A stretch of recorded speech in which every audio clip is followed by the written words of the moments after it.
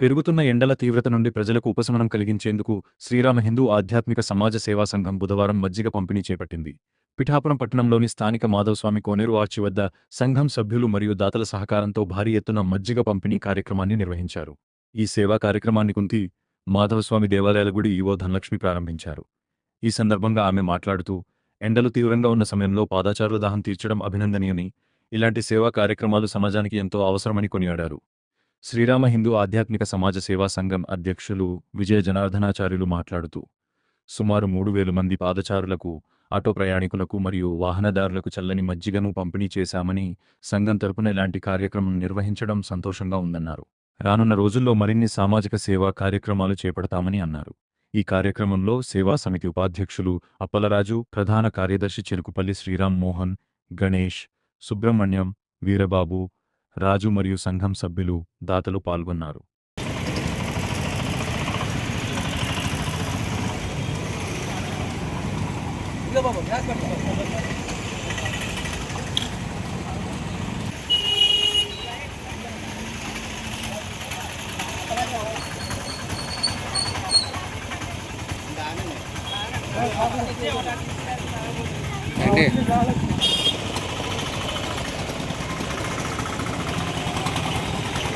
పిఠాపురం శ్రీరామ హిందూ సేవా సంఘం తరఫున ఈరోజు మాధవస్వామి కోనేరు ఆర్చి వద్ద మజ్జిగ పంపిణీ ఏర్పాటు చేసుకోవడం జరిగింది.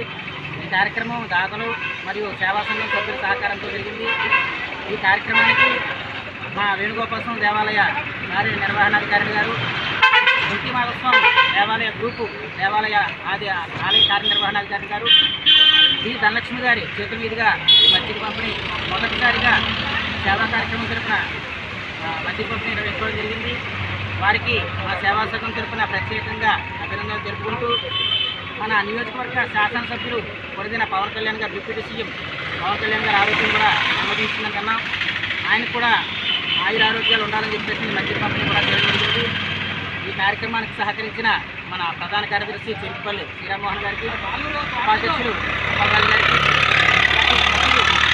వీరబాబు, అలాగే మన రాజు, గణేష్, అలాగే ఈ కార్యక్రమాన్ని సహకరించిన ఓంకార్నాథ్ గారు, అలాగే కిరణ్ గారు, అందరికీ కూడా పేరు పేరున అభినందన తెలుపుకుంటూ, నాకు సహకరించిన స్థానిక మున్సిపాలిటీ సిబ్బందికి కూడా ప్రత్యేకంగా అభినందన తెలుపుకుంటూ తెలియజేయడం జరుగుతుంది.